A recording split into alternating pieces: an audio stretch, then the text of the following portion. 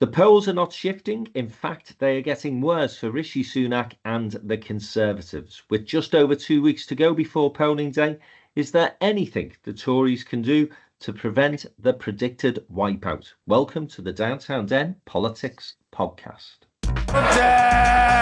Just all bigoted women. Me and my friends sort of used to run through the fields of wheat. You turn if you want to. The ladies not for turning.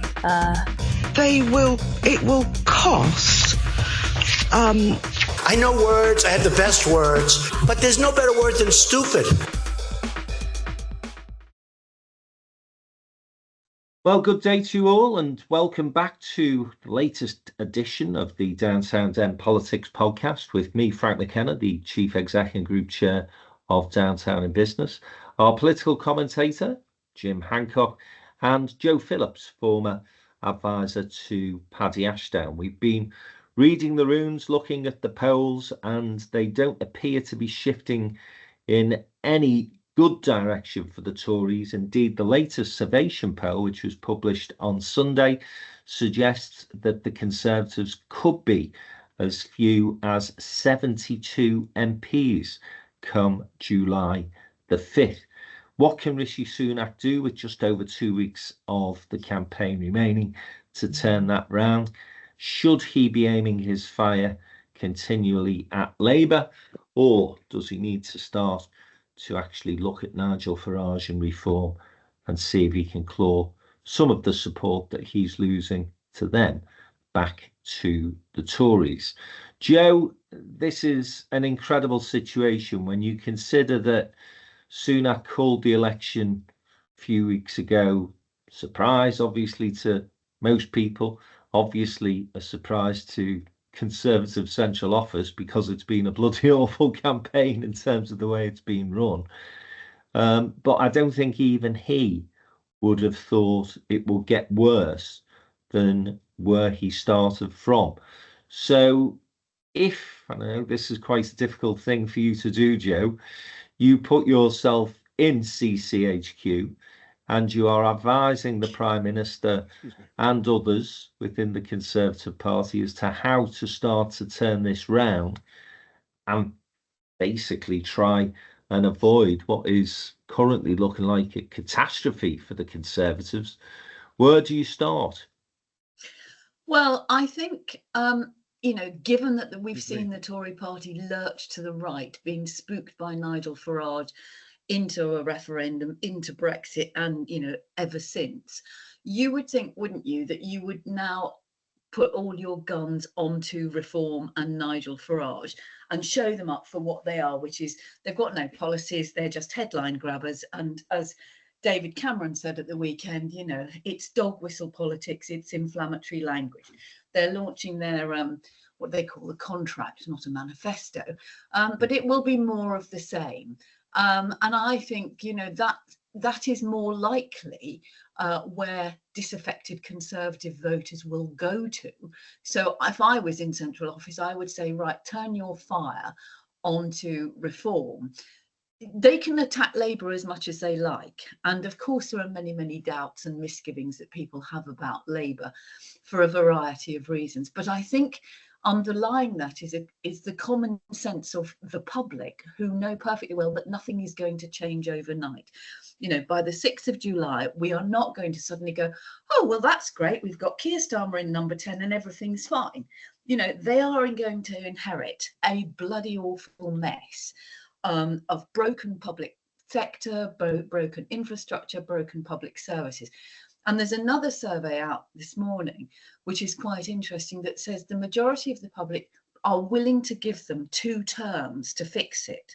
So I think that shows you that the public are intelligent enough to know it's not a magic wand. People who are going to vote Labour are probably going to vote Labour anyway. They're not going to go back to the Tories. And in terms of the Tories campaign, quite a lot of the damage has been self-inflicted, leaving the D-Day ceremonies to come back for a pre-recorded interview in which he apologises for being late because the events overrun at D-Day, but obviously not for him, and then said he knew what poverty and being hard up was because he didn't have a Sky dish when he was a kid. So, you know, he's not connecting with the public. So you either bring out people who do, whether that's David Cameron or whoever. Oh, where is Boris Johnson, by the way? But I don't understand why they're not attacking reform more.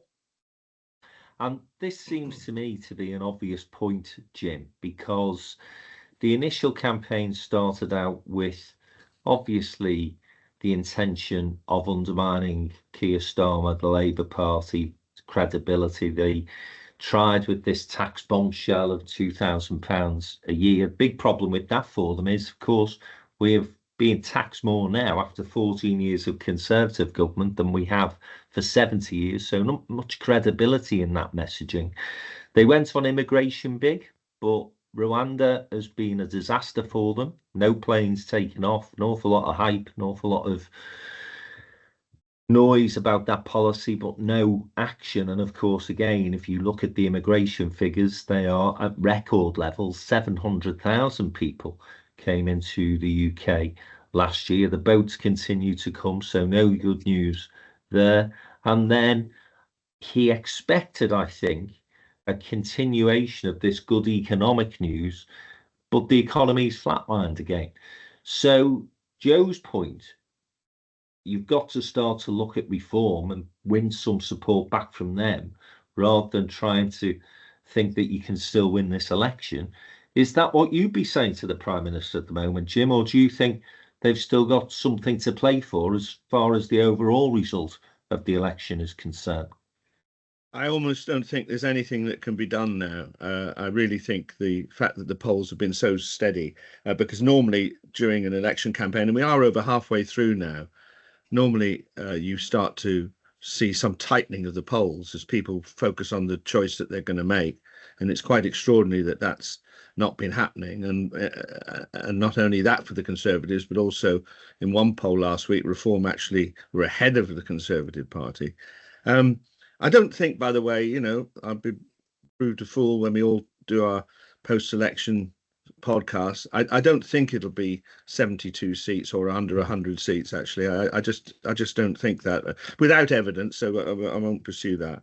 The problem in terms of what to do next. I mean, there's this calls this morning that Sunak should double down on Starmer and really go for him personally.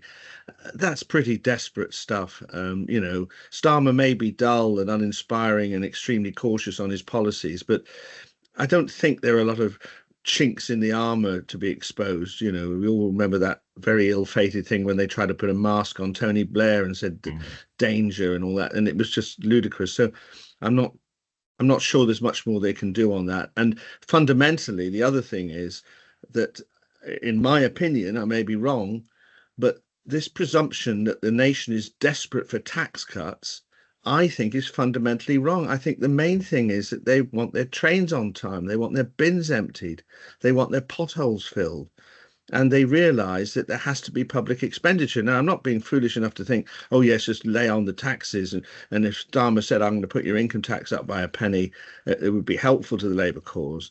But I just think that fundamentally the national mood, the main national mood is actually not with much optimism for an incoming Labour government. But insofar as there is any desire to see something meaningful from this election, it is to actually get some of these public services sorted. And so I think, you know, going on and on and on about this tax, I just think that's fundamentally flawed. Last thing, the Prime Minister has always been reluctant to confront his right wing. If you remember, when he first formed his cabinet, he put some pretty right-wing figures in that probably weren't appropriate. So he's always been reluctant to do that. And, you know, it's a real issue. I mean, only this morning, Grant Shapps, the Defence Secretary, when it was outlined to him the scenario whereby Farage might win Clacton and then cross the floor and could become leader of the Conservative Party, you know, he said, well, you know, if people change their minds, we want anybody in the party.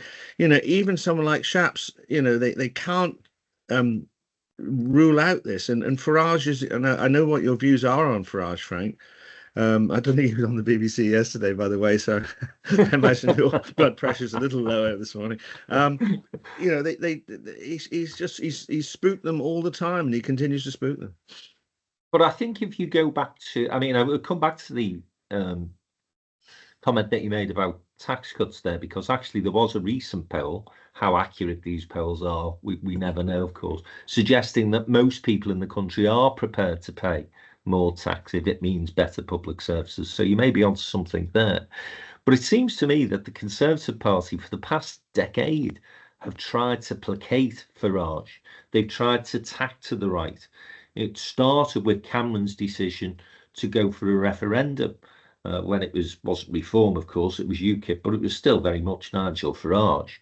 Cameron went further. He joined the right-wing group in the European Parliament, which was a surprise to many within the Tory party, and indeed, it was criticised by people like Ken Clarke and Lord Heseltine and so on. And it seems to me that, as I say, for a decade now, the Conservative Party have taken this view. We've got to try and be as right-wing or as near to the far right of politics as we can. And inevitably, it's chipped away at the support. They were very fortunate in 2009 to have Jeremy Corbyn as their opponent. And I'm absolutely with you, Jim. Much more difficult to roll out that old playbook that the Tories always roll out at election campaigns. Let's scare the horses. Let's tell people how frightening the Labour government is going to be, that they're going to raise your taxes, that they're going to do that, the country is not safe.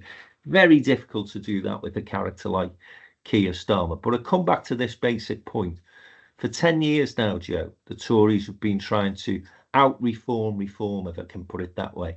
Surely it's time now for Sunak, somebody within that Tory party, to say, it's enough is enough. It's time to draw a line.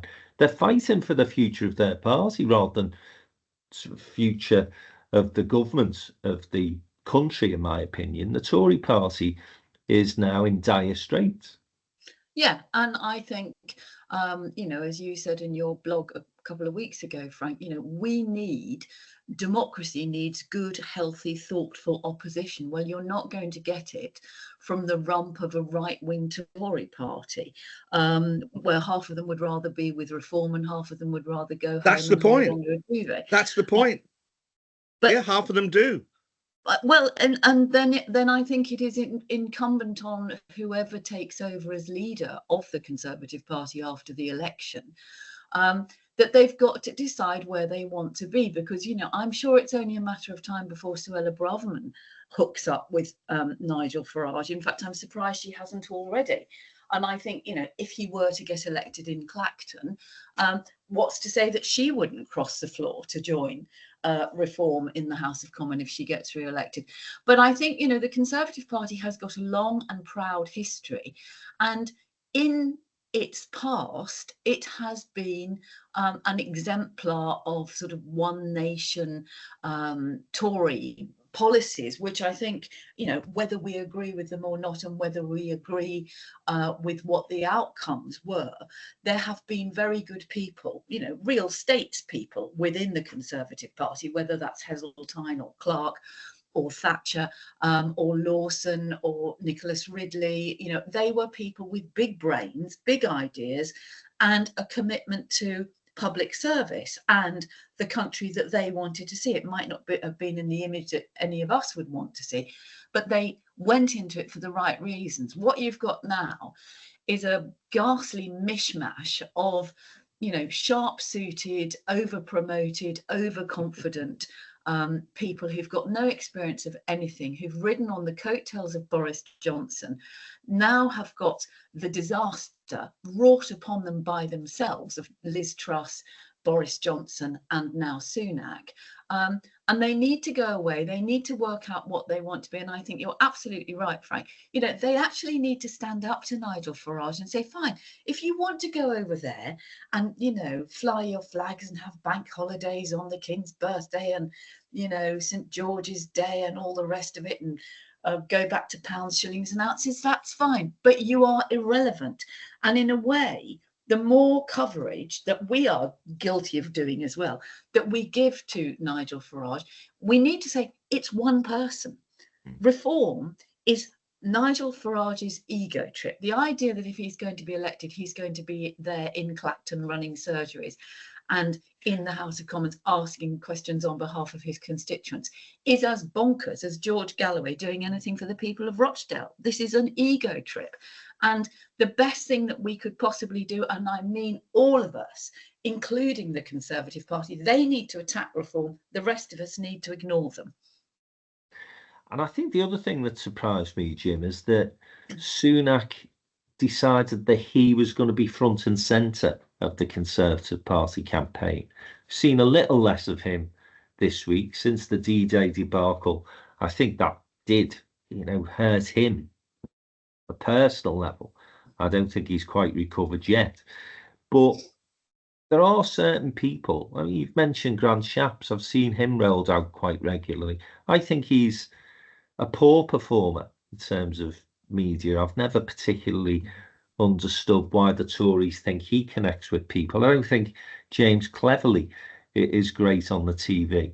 There are women that we've talked about previously, strong women within the Tory party, within the cabinet, so Gillian Keegan, Esther McVeigh, Coutinho, Mordaunt. Those people don't appear to have had much of a profile. I know Penny Mordaunt appeared in the debate, but outside of that, I haven't seen or heard much of them through the campaign. Okay, there's only just 2 weeks and a bit to go, but isn't it now time to start to use surrogates rather than the Prime Minister be front and centre, because he clearly isn't cutting through, Jim?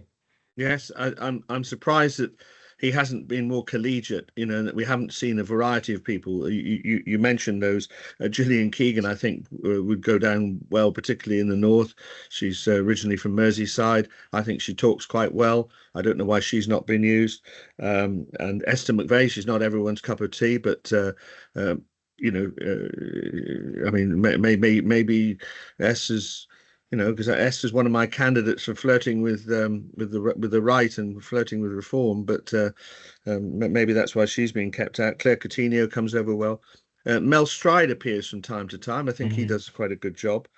And of course, I mean, I don't think that the Chancellor, Jeremy Hunt, would be a particularly good stomp performer, but he is, in a sense, the second most senior person in the government. But of course, he's completely tied down trying to hold his seat. I think that's possibly the explanation.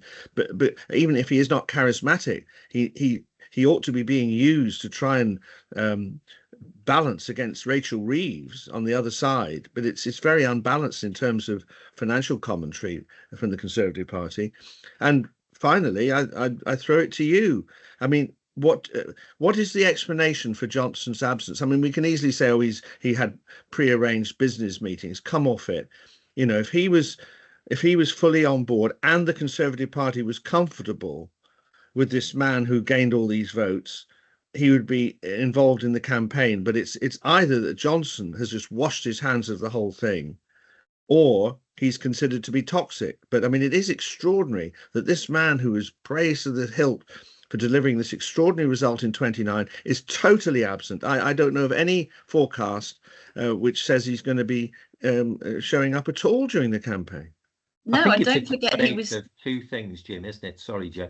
I think it's a combination of two things, and you've probably referenced both of them. I think the first thing is Boris Johnson, whatever we think of him as a Prime Minister and in his other ministerial roles over the years, he's savvy. He's got a good political instinct. He's got the thing that Sunak hasn't got. Sunak hasn't got any political instinct. Boris Johnson, I think, has looked at this election campaign and thought it's lost. We've got absolutely no chance of winning. I do not want to taint the Boris brand by being part of a campaign that is going to go down in flames.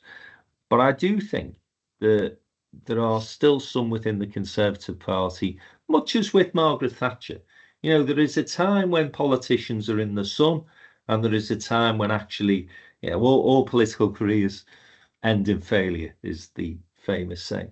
And I don't think there is an appreciation amongst Boris Johnson fans and supporters of how much he damaged his own brand during his time as Prime Minister, particularly with Partygate. Still an awful lot of anger around Boris Johnson for his shenanigans during that time. He never really apologised for his actions, and he was a proven liar.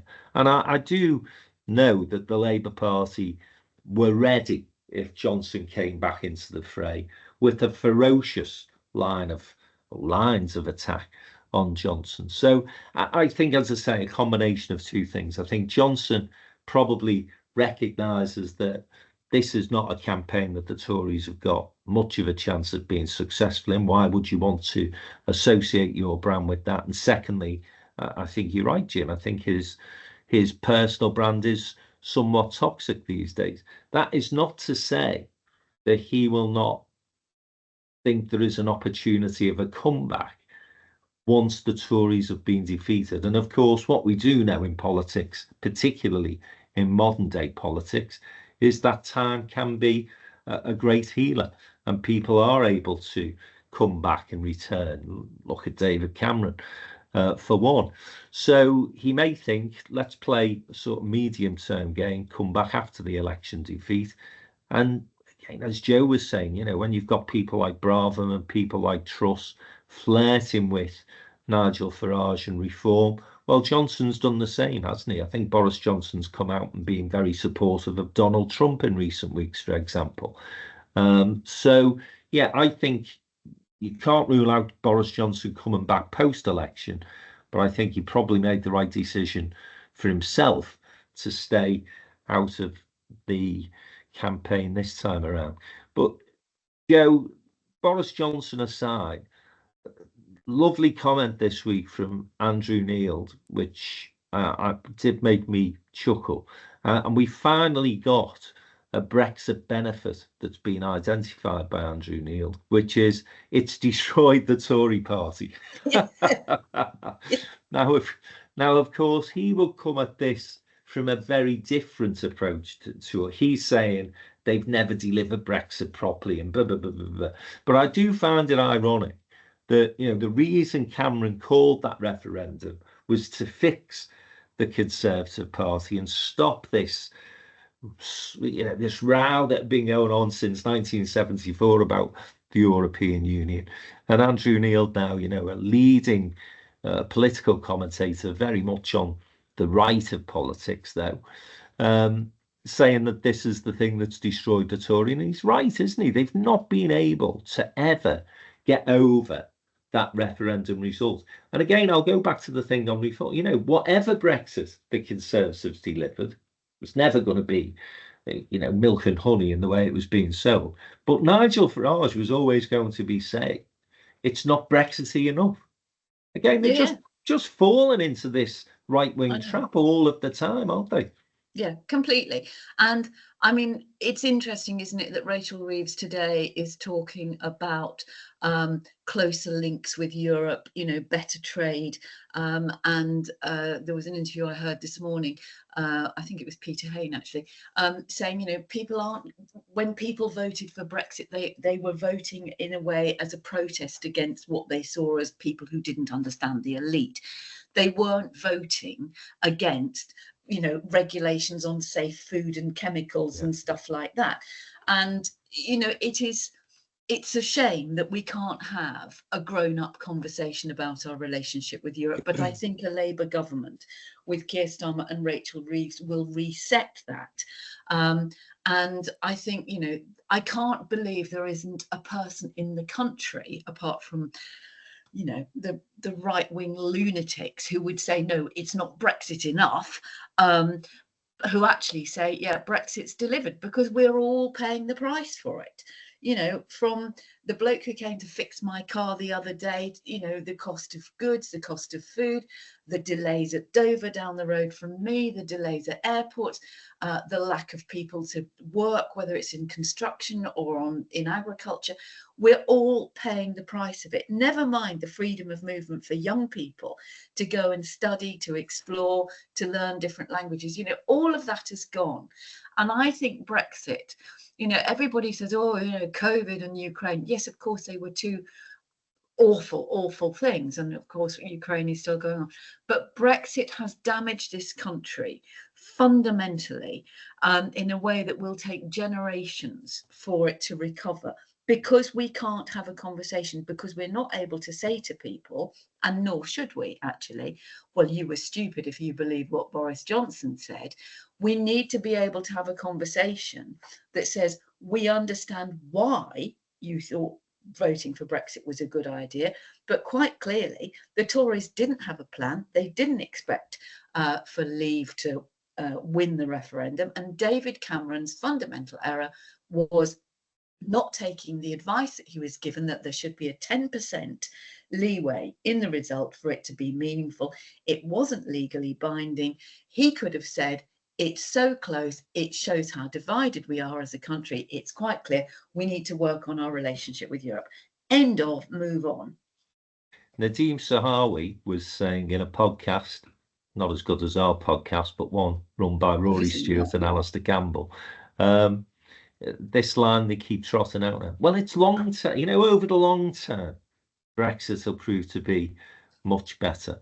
And of course, that wasn't on the side of a bus either, was it? Well, in 100 years, people will be feeling better off because of this. It was a total con. But as I say, I found the big irony, Andrew Neil, again, a big supporter and advocate of Brexit, now saying it's destroyed the Conservative Party. Would you basically sign up to that particular viewpoint, Jim? Do you think it has? I mean, again, let me just flag this up for you. Liz Truss, when she came to a downtown event, before obviously she was Prime Minister for that long period of time that she was in 10 Downing Street, she came and said she wasn't necessarily pro-Europe, but she thought a referendum would take up far too much bandwidth, would totally suck all of the oxygen around everything else in terms of country's issues. And she's been proved right on that, at least, Jim. Yes. Because we've spent 6, 7, 8 years now where Brexit has been front and centre of so much of the political debate in this country. Yes. I chaired that meeting for you when she came to Liverpool, and she was on balance a Remainer, not for ideological reasons, but for the practical reasons you suggest. Let me, for once, take a rather extraordinary position, because I'm as extreme Remain as you could possibly see. But I just want to contest what Joe has just said about a couple of things. This business that it was advisory, that's not the way it was put to the. It was, you will decide. And the fact that it was close, if he'd said, oh, well, retrospectively, oh, well, though we didn't make it clear it was advisory, it was advisory. And because it's so close, we have to work on our relations. I'm afraid, Joe, I think that would have quite possibly led to civil disorder in this country. There would have been absolute uproar. And, I absolutely agree with you. It should have been clear. It should have been a 60-40 threshold. 60% threshold. I absolutely agree with that, but that wasn't made clear, and I think that would have been untenable. The other thing I want to say is that, and this is going to be a problem for Starmer, because whilst this country is moving to the left, not drastically, but is going to probably elect a Labour government with a huge majority. Of course, Europe is moving to the right, and the French elections, just to divert for a moment, is absolutely fascinating. I don't know if you're up to speed on this, but we've now got 3 groupings. Obviously, National Rally, which is the far right. Jim, you're taking us way out. Yeah, no, okay. Well, I'm going to come back to the point. Let's talk about the French election. Okay. Well, I'm just saying that this Europe we want to rejoin could well be very different. There's so much right-wing turmoil in Europe. That Starmer could find it quite difficult to get anything done. Anybody's suggesting that we could rejoin the European Union, because the European Union, I think, have made it clear they don't want us back anyway. You can't have a situation where you play, musical chairs with your membership of the European Union. So if we did want to go back, we'd have to make a commitment to the single currency, for example. All of those benefits that we had in terms of, I know people don't believe this, but in terms of financial rebates and being able to opt out of many, many things that the other members of the European Union have to sign up to, they will be off the table. And no government, Labour, Tory, Liberal, Democrat, would be able to go back on those terms, because you would need a referendum. If you said to the British people simply, you've got to join the euro, I think it'd be all over at that point. So there is nobody suggesting, I don't think, that we should rejoin the European Union. Certainly not in our lifetimes. But what Rachel Reeves has said this morning, as Joe's referenced, is that we've got to start to look at a much more practical relationship with our biggest trading partner. The question I was asking was whether or not, the Tory party had destroyed itself through Brexit. And I think we can all conclude it has, because it's not brought the party together in the way that Cameron envisaged. It hasn't put the debate and the discussion about our future relationship with Europe in a box. We're still in the place where we're doing it now, and many people do on all sorts of different political programs. What it has done, though, is continually reveal those splits that remain in the Conservative Party. We ended up with people like Rory Stewart, Ken Clarke, Heseltine at one point being suspended or expelled from the Tory party. So the Brexit question is, my view, off the table. We are not going to rejoin the EU. But what we can say is it's been an absolute disaster for the country, but even worse for the Conservative Party. And that was the point I was making. Just before Joe comes in, the European issue has split both parties. Let's look back briefly, historically, from the moment we, the moment we joined, in fact, when we were joining, and then the 1975 referendum that Harold Wilson had to call because of the huge divisions in the Labour Party about it, and Enoch Powell and Tony Benn were on, and Michael Foot were on one side, and Roy Jenkins and people on the other. So, historically, Europe split Labour. Labour came together a bit more when they started to adopt the social compact and the trade unions saw the benefits of Europe. And then we've, as you rightly say, we've seen this huge split in the Conservative Party, and it goes back to our voting system. You would have a right-wing party that was pro-Europe and a right-wing party that was anti-Europe, but our electoral system doesn't allow it, and therefore through political history we've seen both parties broken on the wheel of Europe.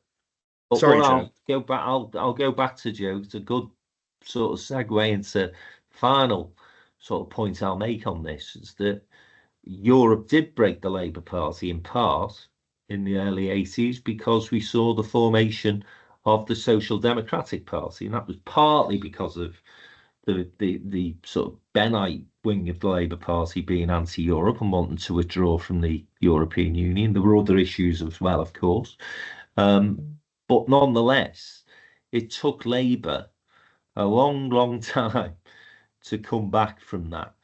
Joe, if this Survation poll is correct, and I know Jim dismisses 72 seats, let me just say why people are sort of spooked by Survation polls. Survation are the people who were the first people to flag the fact that Theresa May was going to be struggling back in 2017. Nobody else amongst pollsters seen quite how bad it was going to be for Theresa May. And then they predicted Boris Johnson's healthy majority at the last election as well. So if it is going to be a situation where we end up with a Conservative Party rump, what could the potential outcome be, Joe? Could it be a long period of time in opposition, or will we see, as sort of Jim is fearing, I guess, sort of, reform coming to the fore and then doing almost a reverse takeover of the Conservative Party and us having this far right opposition to Labour? Well, I think Jim's right to draw along those parallels. And in fact, William Hague last week wrote in the Times, and various other commentators have said it as well, that what the Tories are looking at now is exactly what happened to Labour in the 1980s because of Europe, and where we saw the SDP split the Labour Party, split the left. You're now seeing Reform, if you like, split the right. And it all does come down to our complicated relationship with Europe, as Jim has rightly said.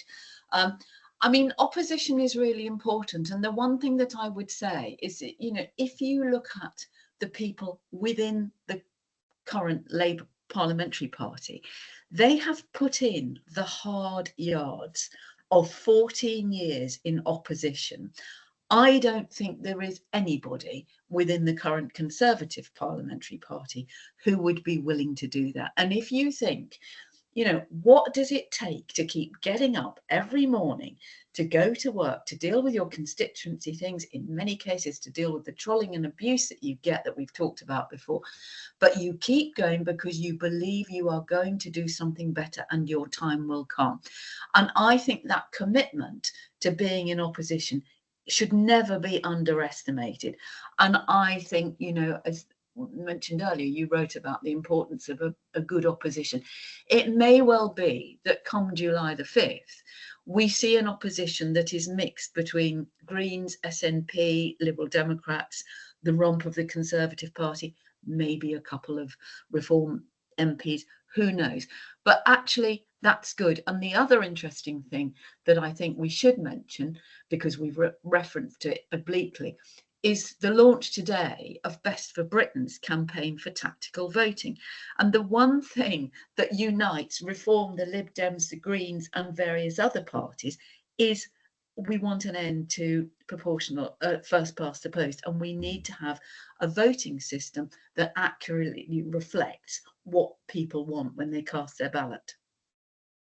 Jim, if the Tories do go down to the sort of defeat that is being predicted, let's say it's not going to be 72, even if they were at 150, this gives Farage, Braverman, those sort of people an opportunity for, as I describe, as a reverse takeover of the Tory party? Or will the One Nationers finally grow a pair and say, enough is enough?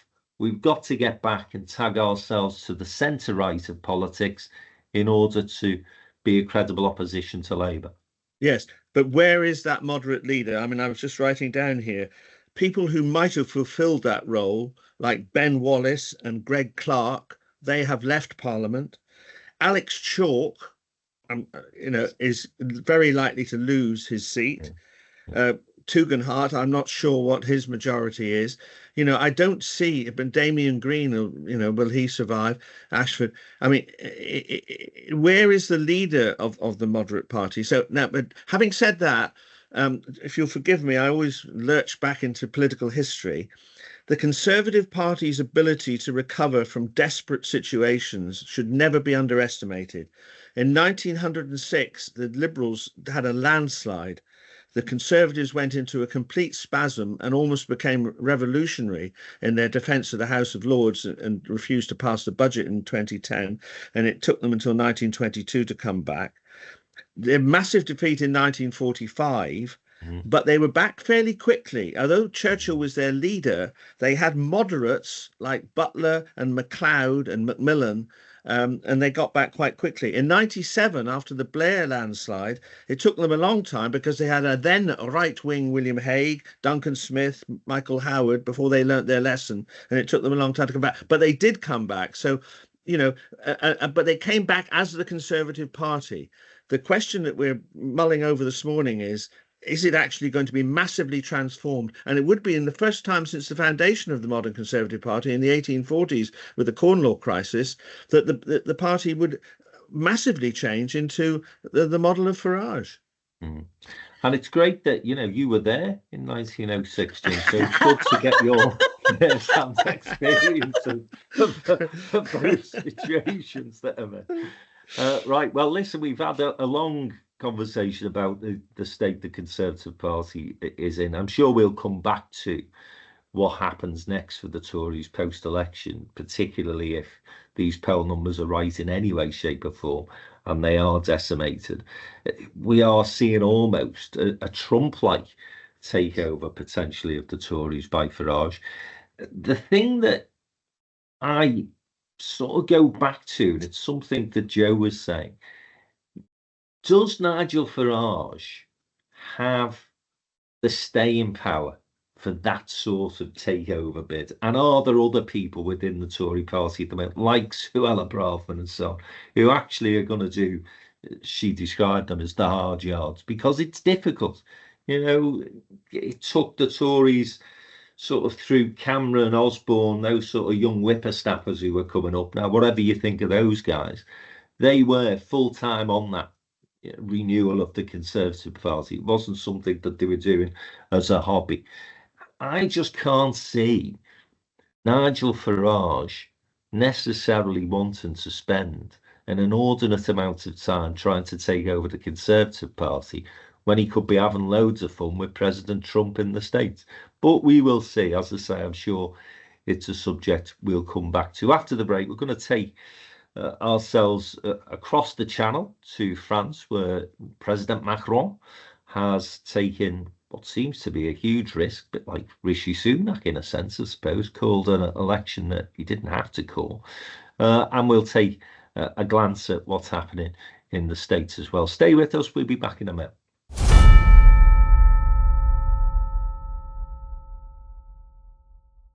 Hi, it's Frank McKenna here, the Chief Exec and Group Chair of Downtown in Business. And some of you listeners will know that recently I've been in Miami. Now, booking the flights, that was the easy bit. The difficult part was getting to the airport, because you can only get to Miami from Heathrow. And of course, I live in the Northwest. So what are your options? Well, you could try and book a train, hope that it's running on time, and then take on board all the inconvenience of lugging your cases over to, in my case, Lime Street Station, lugging them off at the other end at Euston, and then trying to find a tube station to get you through to Heathrow. The alternative, far easier, far more comfortable, and certainly far more of a luxury experience, is to book Joe Orr and his team at Escape Chauffeurs. So Escape Chauffeurs, Downtown's official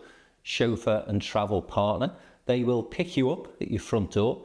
They whizzed us down to London in about 3.5 hours, a couple of stops on the way, Starbucks. Joe had the champagne on ice as well when we got into his luxury Mercedes people carrier. And when we got back from Miami, when you're absolutely shattered and the last thing you want, as I say, is to be getting on his train, and that's if they're running, there's one of Joe's team waiting to take us back to Liverpool. Once again, an absolutely first-class service, and made the whole holiday experience just that little bit more special. So if you're interested in luxury travel, rather than relying on the unreliable trains, particularly if you're going on a special holiday or a special occasion that you are celebrating, why not use Downtown's official travel sponsor? That is Escape Chauffeurs. And if you go onto our intro to this particular podcast, you'll see all the details as to how you get in touch. It's info@escapechauffeurs.com, and Joe Orr and his team will be delighted to hear from you.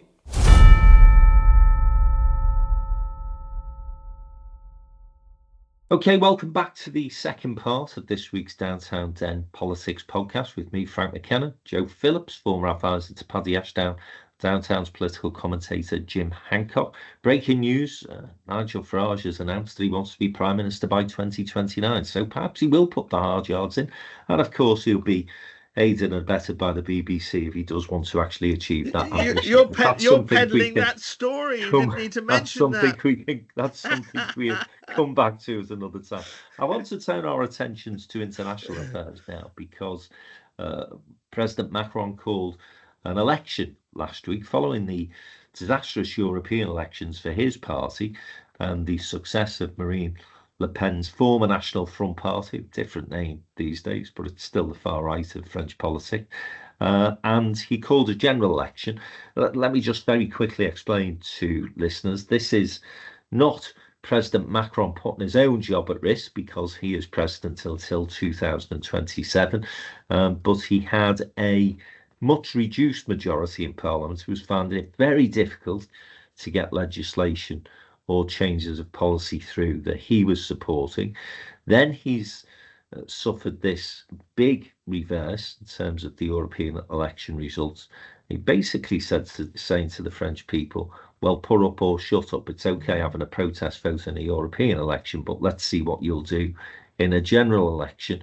Well, again, if the polls are anything to go by, it's backfiring massively, because not only is Le Pen's party ahead in those polls, but a left-wing coalition, socialists, communists and others, within France have come together and are currently running second place, with Macron's party in a distant third. Jim, is this, there's something going on with sort of the egos of these young guys who are leaders, because we had the thing happening in Scotland, didn't we, with Yusuf, where he fell out with his Green coalition, ripped the agreement up, the coalition agreement up with them, and said, right, well, come on, we'll govern on our own. Then he got sacked. We've had Rishi Sunak, who said, right, I'm going to go to the polls early and surprised anyone, and he's getting pummeled. And now Macron's done likewise, and it looks as though he's going to suffer a bloody nose. Yes, he's unleashed an amazing sequence of events. Before commenting on it more generally, I must give you, if you haven't heard it, the story about the Gaullists. You remember the Gaullists? These are the sort of the soft right in French politics. They've been in a complete tizzy to the point where the leader of the Gaullists wanted to do some sort of arrangement with National Rally and locked himself in his office to prevent the rest of the party forcing his signature on a resignation document. So they're all over the place. But the left coalition is a real stretch. I mean, it goes all the way from quite extreme communists to Mr. Hollande, if you remember him, who's on the sort of soft left with the Greens as well. Hollande has made a comeback. Yes. So they're in a rather uneasy coalition. Macron's group are pretty weak, and then you've got National Rally, and then you've got these Gaullists who heaven knows what they're going to do. I mean, the danger is that the impasse that you referred to will be intensified after these elections, very, very likely. But the timing, it's a good point to make, Frank. Because again, going back to Grant Shapps this morning on the radio, when he was asked, was it a good idea to go to the country at this moment, he didn't say yes. I mean, I think Sunak and his very close advisors were almost on their own, and we're seeing it play out, and we're seeing it play out in France. I mean, it's what's it called, a rip the plaster off the wound thing. Give some air to the wound. You just can't go on plastering over things. You might as well. Sunak saying to the British people, we're hobbling along. Do you want us or do you want Labour? And to the French people, Macron saying, do you want the far right or do you want something else? Do you think there is a bit of machoism going on here, Joe? As I say, the SNP leader, Sunak here, and then Macron in France. They're all relatively young men in politics, saying, well, buggy here, I'm not putting up with this. Well, bit of petulance really from them, isn't it?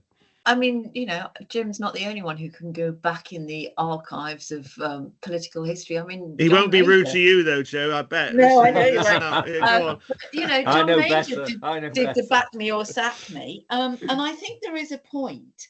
I mean, politics is one of those. Unlike business, where you've got to keep going unless your shareholders or your board vote you out. Actually, in politics, if you're a leader, you can choose and you can say, do you know what? I've had enough of this. I can't herd cats anymore. You obviously don't want me. If you think you can do a better job, get on with it. And I think there is a weariness. Certainly there's a weariness amongst the electorate across the world, I think. But I think there is a weariness within politicians, but in a sense that goes back to what I just said about Labour being in opposition. Have we got politicians of the calibre who will stick at it and keep going? If you think back to all the upsets and the hiccups of various governments, various parties over the last century, they do come back and they do reinvent and they do regroup, and everything goes on, and people get fed up with a party that's been in power for a long time. I think Macron to do this right before the Olympics seems to be slightly bonkers, but we now see a sort of a left-wing coalition getting together, saying that they won't oppose each other in various places. So it is quite possible that the French will come to their senses and go, actually, we don't want this, and we've seen it before. that there's a kickback, there's a bit of a protest, if you like, at the governing party. But you'd said earlier, Frank, about all political careers end in failure. Well, do you remember when Macron was this brave new face of a party that we'd never even heard of, the great hope for France, and the person who could be prime minister under Marie Le Pen's National Rally, as they call themselves now? I mean, he's only 28, so are we seeing this? I think it's rather frightening personally, but this new youthful face of right-wing leaders across Europe, because if they're getting into power when they're in their late 20s, early 30s, they've got the possibility to be there for a long time. And I think that's quite worrying for all of us. Well, bizarrely, we will know at least the first election result from France before our election on the 4th of July, because I think it's the 27th of June, the first poll. And we may end up in a situation where, in the runoff, we do see that left-wing coalition garnering more support, ironically through Macron's supporters switching to them. But we will wait and see. But it's proved to be very controversial, a huge gamble from Macron. So as I say, we wait and see the results. But from young men to very old men, and the United States, and both Donald Trump and Joe Biden were sat alongside Jim, that 1906-07 history lesson that he was giving us earlier. Donald Trump and Joe Biden, I mean, bizarrely yesterday, the day before yesterday, Donald Trump saying Joe Biden should have a memory test, cognitive test. And whilst he's making this speech, he references his own GP and gets the name of the GP wrong. He's forgotten his wife's name. He's gone on rants about whales and sharks, all sorts of things in recent weeks. Donald Trump has had some very, very bizarre moments in recent weeks, as well as, of course, being found guilty of 34 different charges in court. But nonetheless, Joe Biden still looking very shaky. Looks older than Trump, let's face it. I know he's a little bit older, but he looks a lot older than Trump. He almost looks fossilized now. Doesn't look as healthy and as young looking as our James. Yeah, first debate is later this month, much earlier than usual. First American presidential debate between the two of them. And Jim, I said the other week that I wondered whether the Democrats were trying to see if Biden was up to the job, and this was an opportunity for them to measure that in a very real and practical way. But Trump is struggling as well. This could be like watching the bloody Muppets, couldn't it? I mean, it could be depressing for not just America, but for the world. Yes, and the world is in a pretty dangerous state. I'm just, that big meeting in Switzerland, where it was to decide on Ukraine, and countries like India and Brazil, Saudi Arabia couldn't bring themselves to vote for peace. I think that shows you what a dangerous world it is. And we need, the leader of the free world, which is still the United States until China takes over, presumably in the middle of this century, to be somebody who's competent and up to the job and not facing felony charges, or not, sadly, any longer capable of doing the job. I mean, there's some incredible stories coming out about Biden, that he walks so slowly now that the security guards and people around him try and, walk slowly themselves so as not to outpace him and things like that. And then you get these gaffes being made, but gaffes being made by Trump as well. I don't suppose I'll be proved right, but as I've said to you, you're quite right to identify the debate that's about to take place as surely that could be definitive. I mean, if Biden really messes that up, what I was writing about in my blog some weeks ago, a convention where they actually choose the governor of California or the governor of Michigan instead, I still think that's on the table. Because he's losing out. He's unfairly losing out, in my opinion, about the economy, because the economy is improving, although they're saying that food prices are still going up. Unemployment's at a record low, but he's not getting any credit for it. It's an incredible situation. Just one last thing, of course. Mr. Trump saying, "Oh, the American court system is all controlled by Mr. Biden, and he decides things." Well, that was proved untrue when his son was convicted for that offence. It's a real mess at a time, and as you rightly say, the world needs strong leadership. The other problem Biden's got, Joe, I didn't appreciate this until the Hunter Biden case. This first case against Hunter Biden was finished last week, I think it was, wasn't it? He was found guilty. He was basically found guilty for lying on a form. When he was buying a gun, he said he didn't have any addictions to drugs, and clearly he did have those addictions.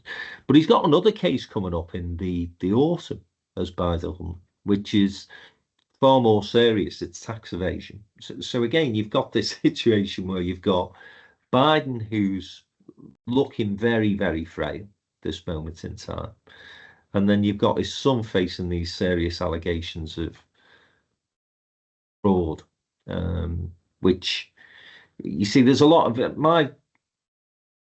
my knowledge of this, albeit from afar, is that when I speak to people in the States, they say to me, everybody knows somebody who's got an addiction. And so Hunter Biden being found guilty of, I'm getting like Donald Trump and bloody Joe Biden with me name, being found guilty of that, not necessarily seen as an electoral disadvantage, because many people will be able to sympathise and associate it with it, but getting done for fraud, and then the Republicans being able to link that to Biden, because the Trump line is, all the Biden family are crooks. I'm just gobsmacked, Joe, that the Democrats have got themselves into this situation. Yeah, absolutely. I mean, I think Jim's right. The fact that Hunter Biden's, been found guilty by one court and is facing another charge puts a lie to the Republican claims that, Biden and his administration are manipulating the court and judicial system to get Trump. But, when Biden was elected the first time, the Democrats should have already been looking for his successor. I think what's really sad, and if I was a Democrat in America, I would think, what about Kamala Harris? She looked so promising. She's been nowhere. She's very unpopular. Where is the next Bill Clinton? Where's the next Barack Obama? They've got millions and millions of people. They've got good people in the Senate. They've got good people at state level, and you just think, why haven't they seen this coming? The age thing, you can look at that, but on the same day as Paul McCartney, who is 80 something or other, announces he's adding some more tour dates, and Mick Jagger, who is well into his later years, is still performing like a gazelle on stage. So the age thing doesn't matter to a certain extent, and you can argue that Biden surrounds himself with smart people and takes advice, which Trump doesn't. But perception is so much, and we have moved on from the days when, you saw a president of the United States of America who was in a wheelchair. You only saw the top of him. Many people didn't realize that he was actually in a wheelchair. And I just think, as you rightly say, Frank, why have the Democrats let this rumble on, that we are in grave danger, and we, as Jim says, in the world are in grave danger if Trump gets re-elected in November. And that is the point, isn't it, Joe? I mean, Trump's 78, or maybe he was 79 this week. I know he's just celebrated a birthday, and that's only a couple of years, but he just looks fitter than Biden. He looks as though he's active. He's not having to get his people around and explain to but he's bonkers. He's bonkers. But that perception that is so important in politics these days, isn't it? Now, it's depressing, I think. We'll see what happens in that debate. I'm still not convinced that the Democrats can stick with Biden if they're serious about defeating Trump. But they've because got to do something quickly. And, as you say, when's the convention? Is it August, the convention? I think so. Yeah, I think it's sometime during the summer. But it'd be desperate. It'd be desperate stuff to. I mean, my solution is extremely desperate. I mean, to suddenly project somebody, for an 8-week campaign is absolutely unprecedented. It would be desperate stuff. I absolutely agree with you. You could only do that if he was, taken ill or something. But I think, the TV debate will tell a lot of things. Now, just on the subject of America, I have heard it suggested, I have no reason to believe this is true or untrue. 2 things. One is that Rishi Sunak has enrolled his daughters for school in America starting in the autumn. And the other thing is this idea that I don't think is entirely daft, that Keir Starmer could make David Cameron Britain's ambassador to Washington. Well, he's had a meeting recently with Trump, didn't he, Cameron? Yeah. So, his black book in terms of those international contacts, connections, as a former prime minister, it wouldn't be the daftest idea. It depends how much goodwill Keir Starmer has in those first 100 days, doesn't it? Because he's already pissed off the left. Let's face it. Yeah, but in a way, you put Cameron it'd be a clever political move. It makes Starmer look statesman-like, it makes him look broad church, all the rest of it. To a certain extent, it might protect David Lammy from possible Douglas Alexander coming in as foreign secretary. The Rishi Sunak thing, who knows whether it's true or not? It might just be a malicious... Well, he did say he was going to stay on as MP for Richmond. Yes, so did David Cameron and Boris Johnson, Jim. But I mean, as far as Cameron's concerned, I suppose if you have a massive majority, Frank, it's an act of magnanimity. I'm going to be prime minister for 10 years. I fear nobody. He is the best man for the job. Let's make him. But it would upset the left. But it's interesting. Joe is introducing these things. A little bit of mischief there, I think. But anyway, there we are. I think that'd be it. As I say, politically, I think it'd be a sound move. I've always been in favour of reaching out to people who you think can do a good job. Yeah, regardless of their political badge. And I think Blair was good at that. And I think there were people involved, business people in sport, in other areas where you've got to look beyond the political party. You've got to look beyond tribalism, and hopefully Starmer will do that. Cameron would certainly be an eye-catching appointment if that was to But be it would the case. also be, in a way, it sort of, it neutralises a little bit of a Trump presidency by someone who's already got and had a relationship with him, so that Starmer can concentrate on what's happening at home, closer to home, and look at other things like what's happening in Gaza, what's happening in Ukraine, what's happening in Europe after the elections there. Tony Blair could be another name in the frame for that. Oh, perhaps? I'm sure he's waiting for the phone to ring. I mean, offer himself at whatever happened to him and his Middle East peace envoy? That's gone terribly well, hasn't it? Well, I wonder whether Tony would be in line for some sort of deal. We'll see. But yeah, some interesting things to muse upon there, Joe. That's for sure. I'd be amazed if, listen, Rishi Sunak, he's richer than the king. He loses his parliamentary majority in the prime ministership. Why is he going to hang around in Parliament as a backbench MP, Jim? No, I mean, I'm just saying what he actually said in an interview, but Joe's cynicism is justly levied. Just as we're musing towards the end of this, there has been no real role for Tony Blair or Gordon Brown, who was made a companion of honour at the weekend, justly deserved, in my opinion. I think Gordon's, Tony's got his critics. Tony's gone off and made masses of money. Gordon has concentrated, to his credit, on a lot of equal opportunity stuff in Scotland, but they're not playing any role in the campaign. I imagine you think that, without being too harsh, they're regarded by the Starmer people as being yesterday's man. I think they're still very much in conversation with those. I think Mandelson as well. But the fact is that none of them are going to be front and centre of running a government, and you do have to show your new team. And, again, I think that it's interesting to see who Labour are putting forward for their media appearances. We keep joking about Wes Streeting. I mean, he's been on more than Nigel Farage. Bridget Phillipson has got a lot of time recently. Rachel Reeves, inevitably.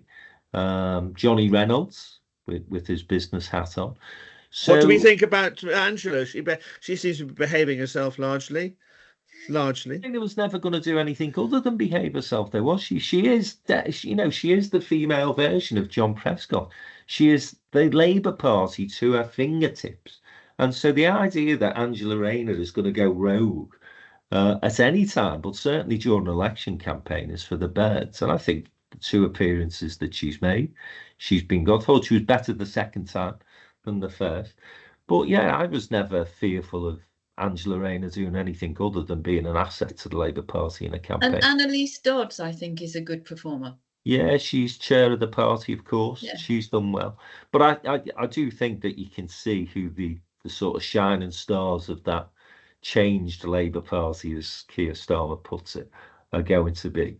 And it is, the health minister, it is the chancellor, it is the education minister. I guess that also signals where the priorities for a Labour government are going to be: education, economy, health. And that's no bad thing, because I think that matches the priorities of the people in the country. Listen, we've had a long and very sort of an eclectic run through some of the things that have been happening over the last 7 days. Spent an awful lot of time on the Tory party. Next week, perhaps, if the polls continue to show that we are going to have a Labour government with a healthy majority, what might that mean? Maybe that's the thing that we will turn our attention to next week. And the other thing that I'm keen to look at is the smaller parties, because I'm conscious of the fact that the Greens, the Liberal Democrats, are doing particularly well in particular seats at the moment. And what might that mean post-election if we end up with sort of left of centre opposition groups in Parliament? So go on, Jo. I just want to say that tomorrow is the deadline for people to register to vote. So make sure that you are registered to vote and use your vote. And the postal votes will be arriving on some people's doormats already this week. But if you're not registered, you can't vote. Well reminded, Jo. Thanks for that. And don't forget as well, you will need photo identification if you are going to a polling booth. And if you haven't got a driving licence, a passport, or those usual things, you can go online and get a photo ID through the Electoral Commission. So yes, you're absolutely right, Jo. Do vote and do make sure that you've got your photo ID. Been a good conversation, guys. Thanks very much for being with me again. Hope you've enjoyed the latest episode of the Downtown Den Politics podcast. Don't forget, you can find out every Friday what Jo, Jim and I's latest musings are. That's in our TFI bulletin. In the introduction to this podcast, you will see the link where you can subscribe to that bulletin for free.